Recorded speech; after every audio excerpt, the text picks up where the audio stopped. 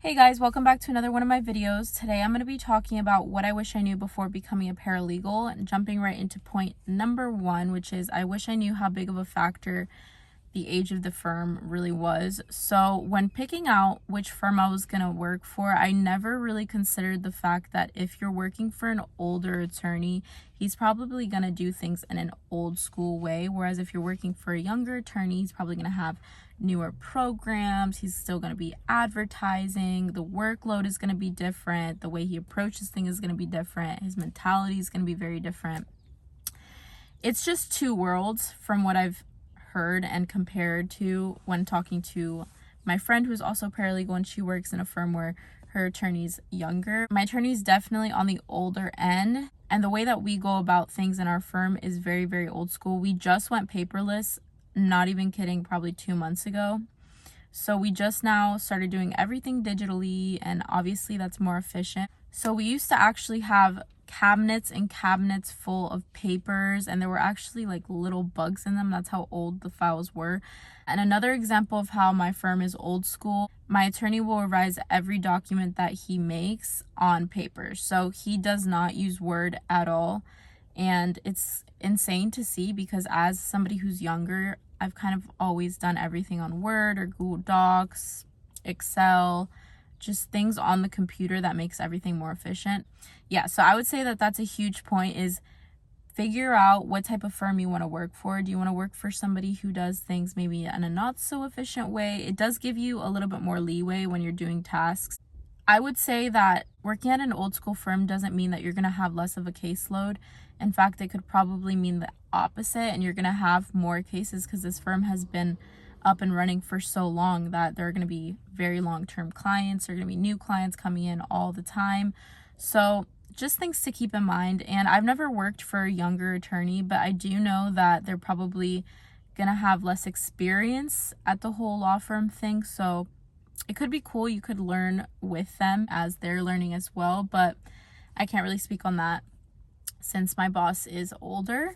The second thing I wish I knew right off the bat, which I guess you won't really know unless you have had previous paralegal experience, is that your interactions with the other paralegals is going to be very, very particular in the way that a lot of these paralegals are very, very well versed in what they do.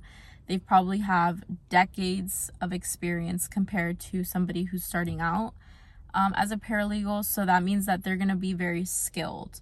They're going to try to maneuver their way and make sure that they have a better handle on the case. So for example, if depositions have to be set because trial's coming up and there's a lot of pressure because it's a big case, the other paralegal is probably going to try to postpone your depositions and make it harder to set some depositions. So that's just been my experience at my firm. I can't speak for all firms, but I'd say that that is one thing I wish I knew. The way that I've been able to handle the paralegals that have more experience than me is to try to be more firm and not aggressive, but just very firm and assertive, and also very nice too, because there are a lot of paralegals who are super nice and they understand, it's just a job. Not everything has to be a competition. It doesn't have to always be a tense environment. So I wouldn't say that you would ever become friends with the other paralegals at all. But there have been one or two that I've met who have actually been super kind and said like, oh, how's your day been? But most of them are very firm and very get to the point. We're trying to schedule this. On the other end of the stick, I have met some paralegals with very, very bad attitudes. They just really hate their life. They don't want to talk to you. They don't want to help you. I mean, they don't have to help you, but they don't want to give you what you want on the phone. It's interesting. So I wish I knew that. I wish I knew that most paralegals have a lot of experience. So that's kind of who you're going to be talking to and who you're going to be dealing with. So yeah, it's just good to catch on quick to that and figure out how to maneuver other paralegals who have been at this for years. The third thing I wish I knew is that you're very, very capable to do the job. I remember when I walked in, I was super starstruck at everything. I was just in shock because I was like, I've never stepped foot in a firm before. How am I supposed to do this job? Like, I was just so scared, and everything was super intimidating. My boss was super old. The paralegal before me was older than me. The firm was very fast paced, but I just wish I could go back in time and tell myself everything's gonna be okay. Just do your best, calm down. And that's kind of what I also wanted to let you guys know, because I've seen a lot of comments on my videos where a lot of you don't think that you're capable, or you're scared that you're not going to be able to do the work, when in reality everything is so incredibly learnable and there's nothing that you should be scared of. I'd say that if you want to become a paralegal, go for it. Don't let fear of not being enough be the reason that you don't do it. In general, never count yourself out of opportunities, whether it be being a paralegal, paramedic, attorney, etc. There have been millions of people before you who have done it. Something I like to keep in mind is that there's always going to be somebody better than you. There's always going to be someone worse than you. There's nothing you can do about it. All you can do is your best, but definitely never count yourself out of anything. And it's not going to be easy, especially if you have no experience. The first paralegal job that you get is going to be a little bit rough because it's a lot of information to take in, and I can't emphasize that enough. I'm not saying that this is an easy job by any means, but I do think that it is learnable, and if you want it bad enough, you can definitely become a master in it. So yeah, so moving on to number 4, I'd say that I wish I knew that presence means everything. You're going to have a lot of clients that are coming in and out of your office to talk to you, to talk to the attorney, to talk to somebody in the office. And you need to know how to handle yourself in front of them, because ultimately you want their respect. You want them to feel like you're doing the most that you can to help their case. You want them to feel like you genuinely care, and you just want to feel like family, I'd say. Obviously, you aren't family and you're never going to be a friend, but you should also come off, like in an endearing way. You are quite literally a walking, talking billboard advertisement of the firm and of your attorney. So be careful of what you say. Be careful of how you present yourself. Always be genuine. And if you truly think highly of your attorney and the firm, then I would say it never hurts to say that and speak good about them. Another huge thing is, don't be too in your head when you're talking to these clients. At first, it can be a little bit intimidating, but it's always important to be very, very attentive. Try not to babble or say more than you have to, especially when it comes to the firm's progress on this specific client's case. So what I mean by that is, if you know that the firm is kind of in an unfavorable situation about the case, don't offer up that information. If the client asks, you be truthful and you be honest and you let them know, or you say that's something that you have to speak about with your attorney. But try to just be selective with what you say, is what I'm trying to say, because I'm speaking from experience. There have been times where I say a little bit too much, and I think back and I think I wish I wouldn't have said too much. So that was just a learning experience for me. Obviously, I'm very, very honest and very respectful, and I let them know that we're doing our best. A huge way to gain your client's respect is to do what you say you're going to do. So if you say that you're going to send them some papers by the end of the day, make sure you send them those papers by the end of the day, because people notice that.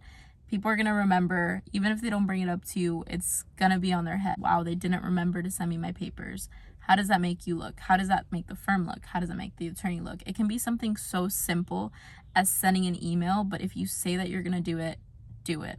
You want to make sure that you have a clean look, but I think that goes for any job. It's just particularly important for a law firm, but I'm sure that your attorney will probably mention something if you're not dressed well. On the same token, I wish I knew how important people's skills really were.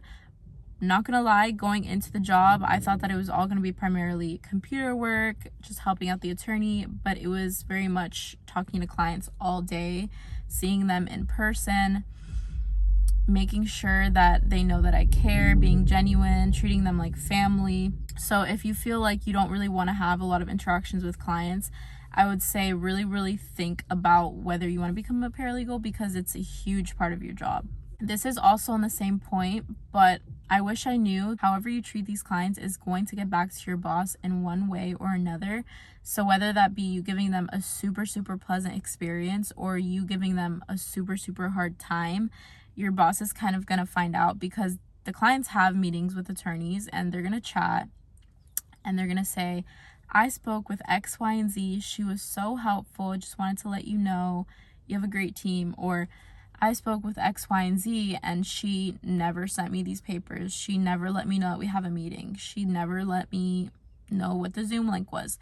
So it's things that you don't realize until you hear clients talking about you and you're like, oh my gosh, what I say and do actually matters. And that's another thing that I realized as I was on the job, is that clients are going to talk about you to your boss. But the last thing I wish I knew, which was kind of obvious, but at the same time, I don't think that you feel the weight until you're actually under pressure, is that the responsibility you have is huge.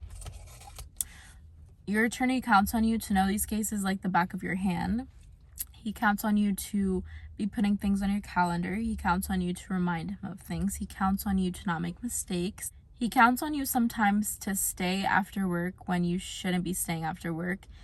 He counts on you to make sure to let him know when something goes wrong.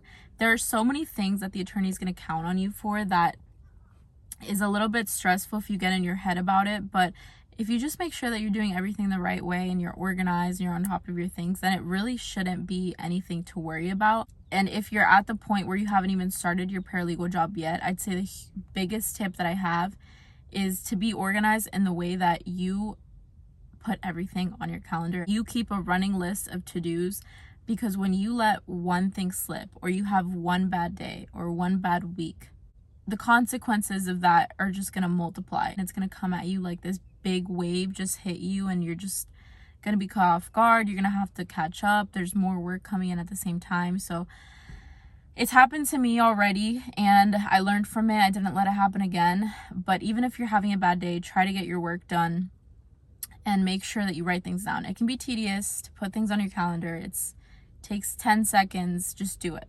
I have some other points, but I'm going to cut the video right there. Actually filming this before work, so I have to go in now. And yeah, I hope you guys enjoyed the video. If you have any questions or suggestions or anything, please feel free to let me know. And I hope you guys have a really, really good Tuesday. And remember that life is short. You only live once. So make sure that what you choose to do is what you truly want to do, and that it's going to make you happy, and it's going to put you in a better mood, and you're going to look forward to it every day.